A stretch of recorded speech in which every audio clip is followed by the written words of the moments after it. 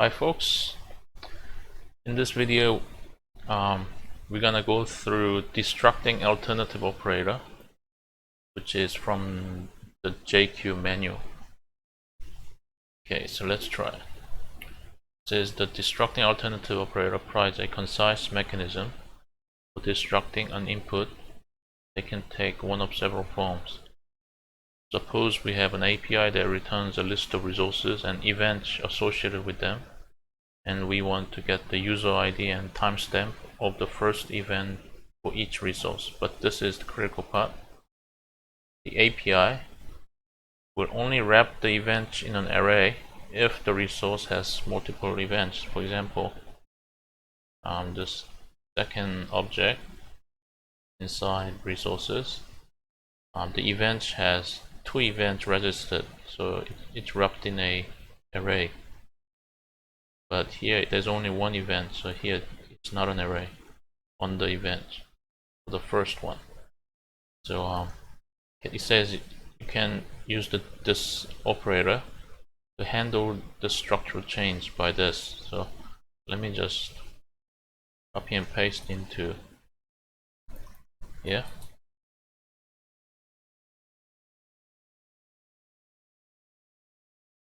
Okay, so this is the example from here. So this spans the resources, so it only has two objects, this one and this one. Okay, so what you need to know is this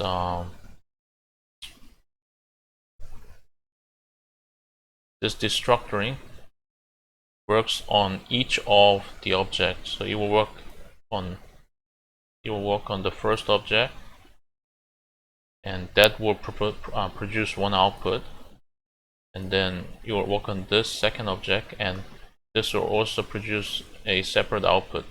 We are expecting two outputs, one for each object in the input. Okay, so we're destructuring either this form or this form. The first one, the first alternative, which is this one, it matches the first object, right? Because it's setting the ID as 1, kind as widget, and user ID as 1, and TS is the timestamp as 13. The second alternative form matches the second object in the input, ID as 2, kind as widget again. Yeah.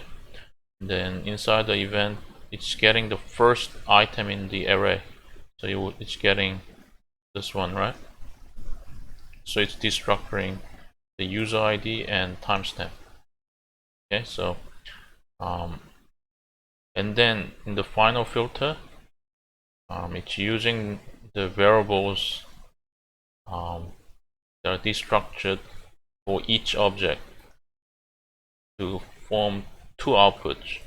Okay, the first one output that adheres to this filter is from the first object in the input. So you know the user ID is 1. Sorry, user ID here is 1. Kind is widget. ID is 1. Timestamp is 13. So that's from the first object in the input. The second output is from the second object in the input.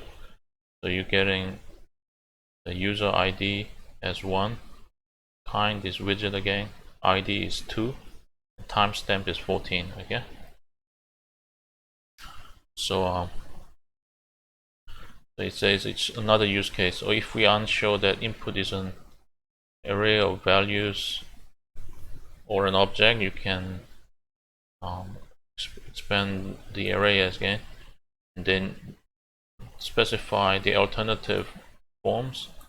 The first alternative treats the first input item as an array, and the second one treats it as an object. Okay, let me try to construct this example.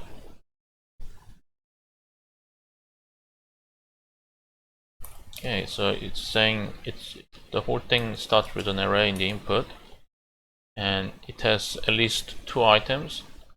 First one that matches this, and second one that matches the second alternative form. So let's start with an array. So array, the first is saying the ID is 1, kind is widget, user, sorry, I'll just get rid of, make this into a number. User ID, let's say, is 1, and let's say timestamp is also 1. And the second item is an array, right? So say the ID is 2, kind is widget again. Then it says the user ID, let's say it's 2 again, and the timestamp, let's say it's 2.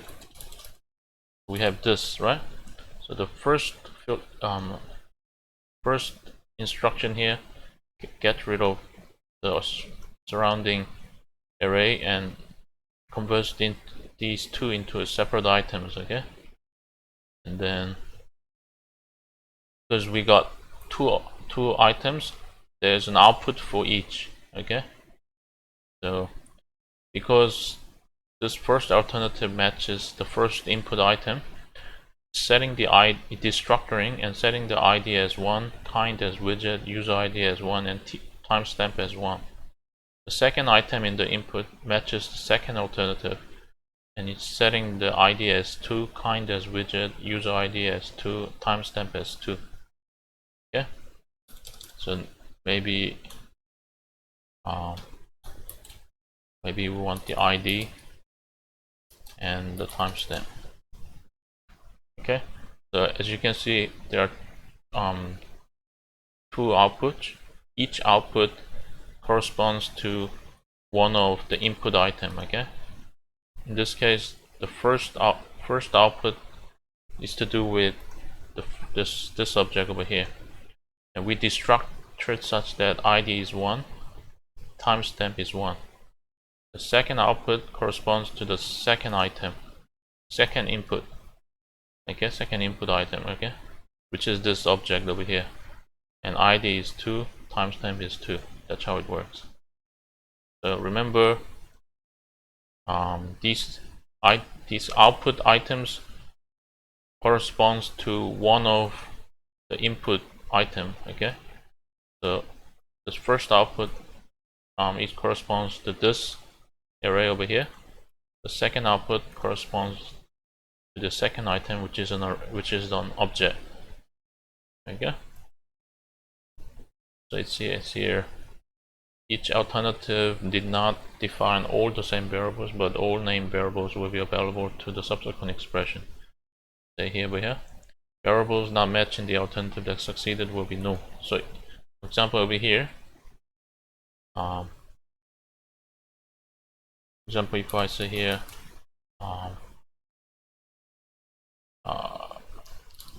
if I say not over here, well, actually,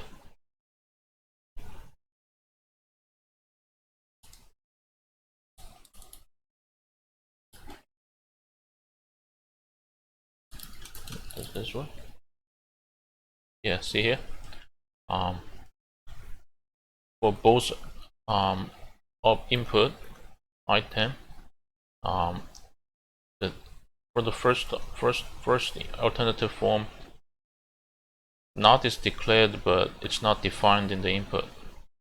Second alternative form doesn't mention not at all, and we are forcibly extracting not from each item, each input item, right? So you can see here, not is there, but it's set as null. Okay, so that's what it's pointing at here. So let me just go through it.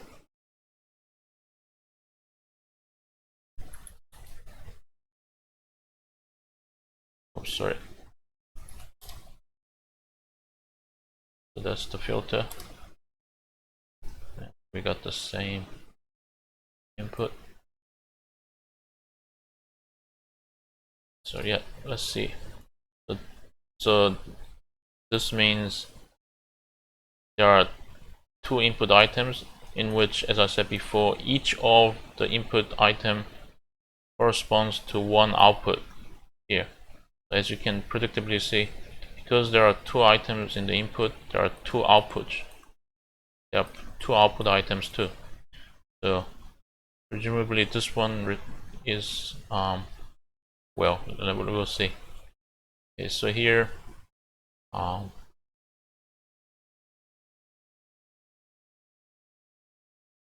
so yeah, so as you can see, this form matches the first item. Second one matches the second, because as you can see here, it's trying to destructure an array in the event field, which is this one over here, right? Goes on. But the second form tries to destructure the fields that do not exist. First user ID is not present inside of this object over here, and first TS is not there also. So similar to what we just gone through, and the final filter tries to force us to produce this form for each input item, right? So as you can see, the user ID, kind ID, TS, they are defined, but first user ID and first timestamp, they are null. Okay. For the second one, the second form over here, it doesn't define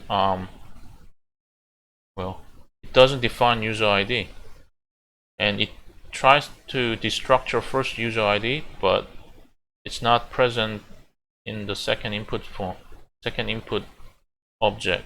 Okay, but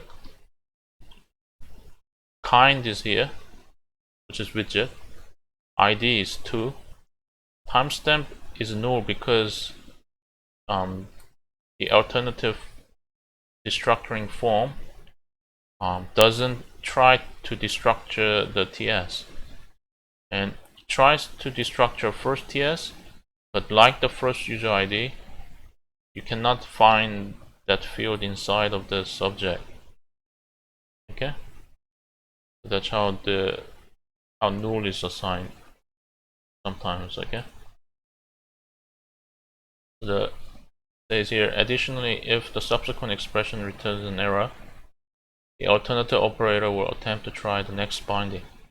Errors that occur during the final alternative are passed through. So what it's saying is, if there is an error that occurs before the final alternative is processed, that error is silent.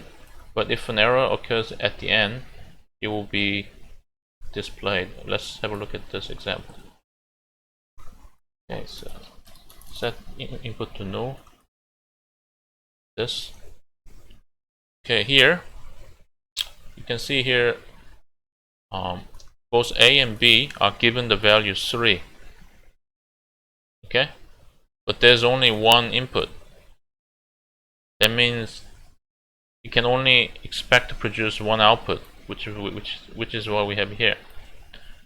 Okay, but both A and B have the same value, which is 3. And if there's an if statement here, they're saying that if A is not null, which is the case, then the error is thrown. Okay, but that error is silent. Okay, and this error causes us to use the second alternative. So when else is processed, it's processed using A set to null and B set to 3. Okay, that's what it is. Okay, so let's have a look at these 3 examples. So it has two input items, this object over here and the second object. So we expect two outputs, one for each input item. So 1, 2. So that makes sense. And we're trying to destructure using one of using each of these alternative forms. Okay, so you can see here this first form matches the first input item, second form matches the second input item. Okay, and we're forcibly trying to produce an output that produces values A, B, D, and E. So for the first alternative form, well, both of them produce the same value because for each input item, fields A, B, C, sorry, A, B, D, E, they are both present and they both have the same value. Okay, second one. Now we have some nulls, but we covered that already, so it shouldn't be too bad. Yes, there are two input items, this first object and second object. So we expect two output, which we do have here. And we can see that as with the previous one, the first alternate form matches the first input item, which is first input object, and the second form matches the second one in the input.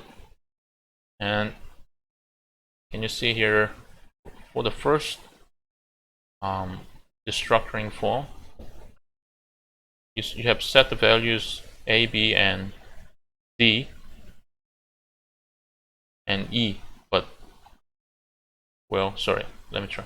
So we've set A as 1, B as 2, and D as 3. Okay, the second one, we've set A as 1, B as 2, and E as 4. So the first form, because we're trying to produce A, B, and D and E for each, you would have values 1, 2, 3, and null.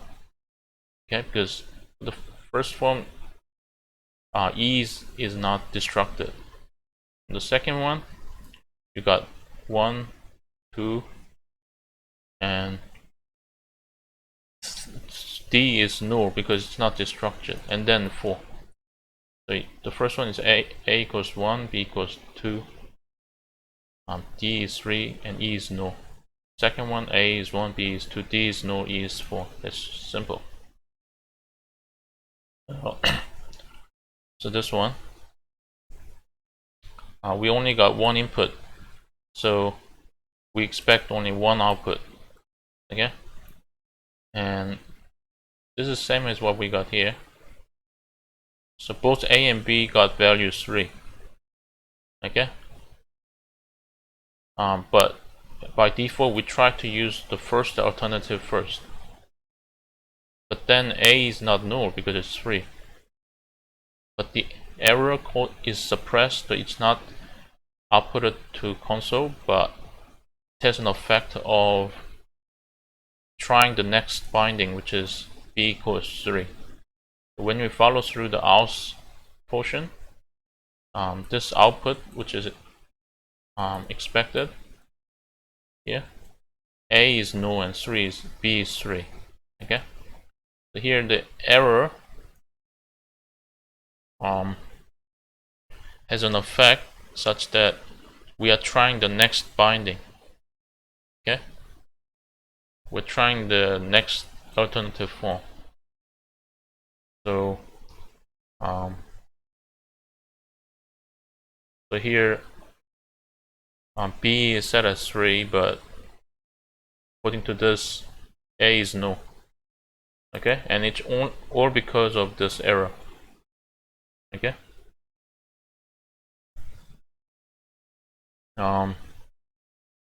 let me demonstrate. What if there's no error?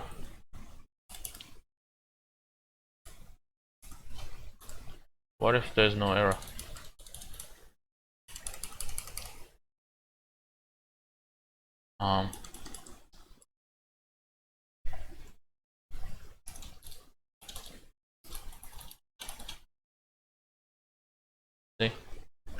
um, now